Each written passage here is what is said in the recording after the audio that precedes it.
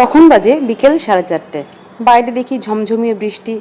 দুপুরে ভাত খাওয়ার পর যখন একটু শুয়েছিলাম, উঠেই খুব চা চা করছিল মনটা। আর শুধু চা খেতে বৃষ্টির দিন ভালো লাগে না, ভাবলাম একটু পকোড়া বানাই।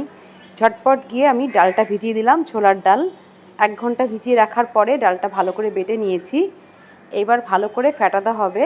ফেটিয়ে এবার ডালটা ঠিক ফাটানো হয়েছে কি না সেটা দেখার জন্য জলের মধ্যে ডালটা ফেলে আমি চেক করে দিলাম যে ভেসে উঠেছে, মানে ওকে ঠিক আছে। এবার কেটে নিয়েছি অনেকটা ধনেপাতা আর কাঁচা লঙ্কা। ডালটা বাটার সময় আমি কাঁচা লঙ্কা দিয়েই বেটেছি, অনেকটা দিয়ে। আর কিছুটা কোচানো দিলাম, সাথে দিলাম নুন আর অনেকটা ধনেপাতা। এখানে অল্প দেখাচ্ছি কিন্তু অনেক দিয়েছি। আর সাথে দিলাম আদা বাটা, আর দিয়েছি হলুদ গুঁড়ো, অল্প জিরের গুঁড়ো, নুন, একটু মিষ্টি।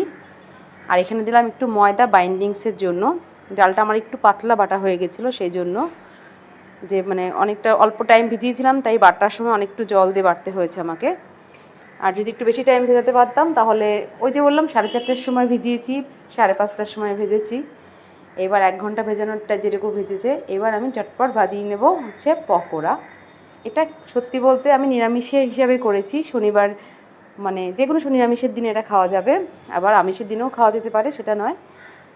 মানে এটা চায়ের সাথে মুচমুচে এত সুন্দর টেস্টি একটা পকোড়া, বৃষ্টির দিন হোক বা খিচুড়ির সাথে হোক, আপনারা যখন তখন বানিয়ে খেতে পারবেন। এটা সত্যি দুর্দান্ত খেতে, অবশ্যই বাড়িতে একদিন বানিয়ে খেয়ে দেখবেন। এই যে আমার পকোড়া ভাজা রেডি। আর কতটা ক্রিস্পি হয়েছে সেটা আমি ভেঙে দেখাবো এক হাতে। যেহেতু এক হাতে মোবাইল ধরা ছিল ফোনটা, সেই জন্য আমি 2 হাতে দেখাতে পারলাম না। এই দেখুন আমার ভাজা হয়ে গেছে, দেখতেও যতটা সুন্দর হয়েছে খেতেও ততটাই সুন্দর হয়েছে। অবশ্যই বৃষ্টির দিনে এখন একদিন বানিয়ে খেয়ে দেখবেন। ছোলার ডালের পকোড়া খুব সুন্দর হয়। এই যে আমার রেডি, এখন ঝটপট চা দিয়ে সার্ভ করে দেবো। যদি ভালো লাগে রেসিপিটা অবশ্যই আমার চ্যানেলটাকে সাবস্ক্রাইব করে দেবেন, পাশে থাকা বেল আইকনটি প্রেস করবেন।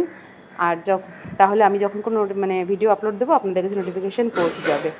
আর ভিডিওটা দেখার জন্য আপনাদের অনেক অনেক ধন্যবাদ।